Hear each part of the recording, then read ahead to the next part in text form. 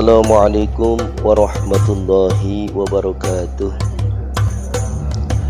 Alhamdulillahirabbil alamin wa bihi nasta'inu ala umurid dunya waddin wassalatu wassalamu ala asyrafil anbiya'i wal mursalin sayyidina wa maulana Muhammadin wa ala alihi wa sahbihi ajmain. Amma ba'du. Jamaah subuh yang dimuliakan Allah Ta'ala, kembali kita bersyukur kehadirat Allah Ta'ala. Salawat dan salam semoga terlimpah kepada junjungan kita Nabi Agung Muhammad sallallahu alaihi wasallam. Semoga terlimpah pula pada seluruh keluarga beliau, kepada sahabat beliau dan kepada umat beliau, termasuk diri kita, mendapatkan syafaat fi dunya hatta ilal akhirah. Allahumma amin. Mari kita lanjutkan pembacaan ayat-ayat Al-Quranul Karim berkait dengan fadilatus shadaqah, bab keutamaan menginfakkan harta di jalan Allah.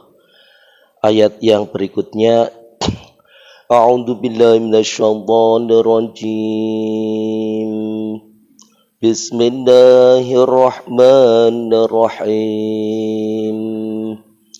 مثل الذين ينفقون أموالهم في سبيل الله كمثل حبة أنبتت 7 سنابل في كل سنبلة 100 حبة والله يضاعف لمن يشاء والله واسع عليم.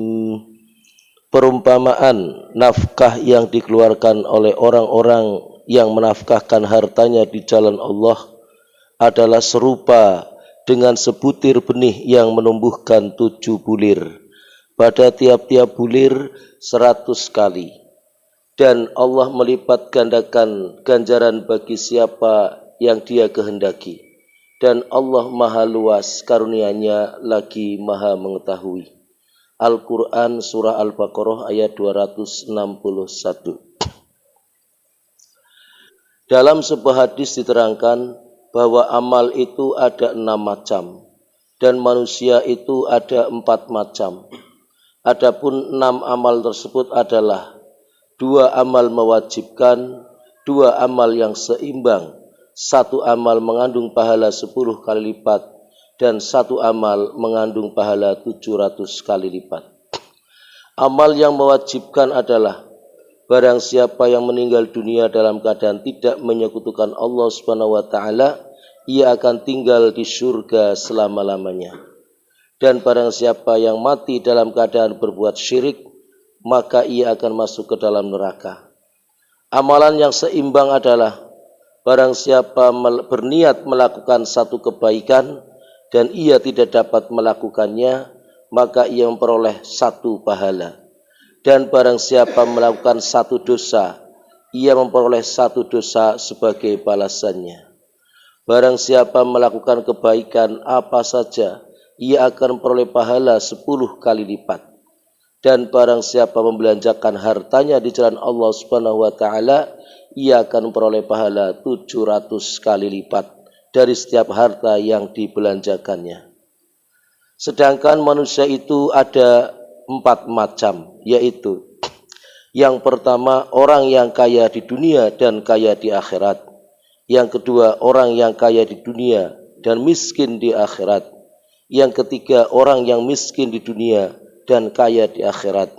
Dan yang keempat, orang yang miskin di dunia dan miskin di akhirat. Diambil dalam kitab Kanzul Umal. Rusaknya dan miskinnya amalan di dunia menyebabkan seseorang tidak memperoleh pahala apapun di akhirat kelak, sehingga orang yang seperti itu rugi di dunia dan rugi di akhirat.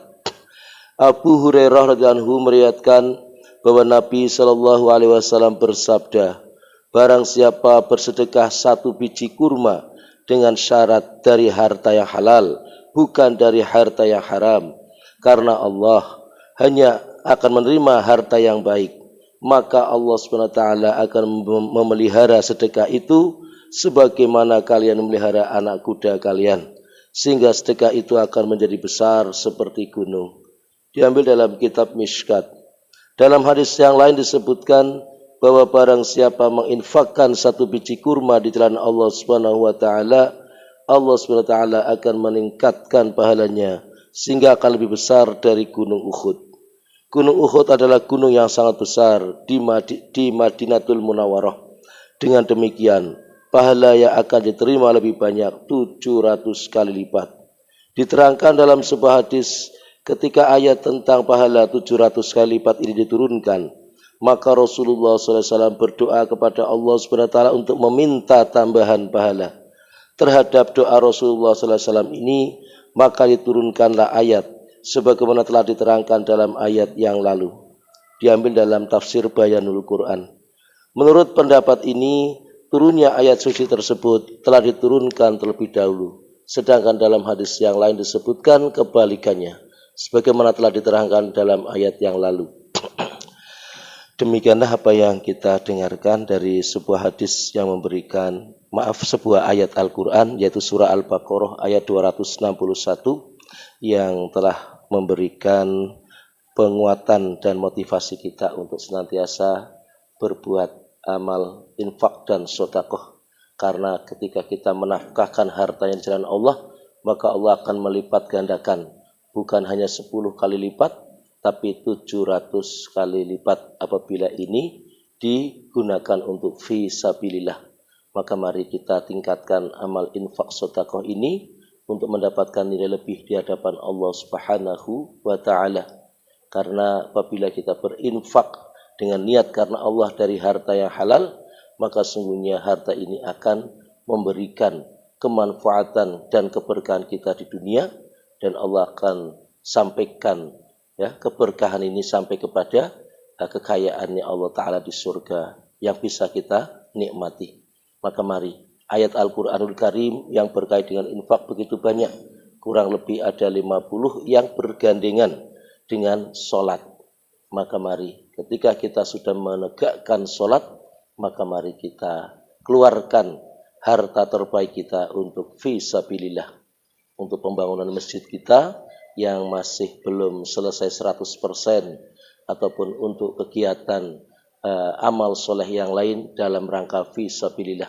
Maka mari kita niatkan, sehingga harta ini akan memberikan nilai lebih di hadapan Allah Ta'ala, dan pahala ibadah kita, terutama sholat kita ini, akan Allah sempurnakan.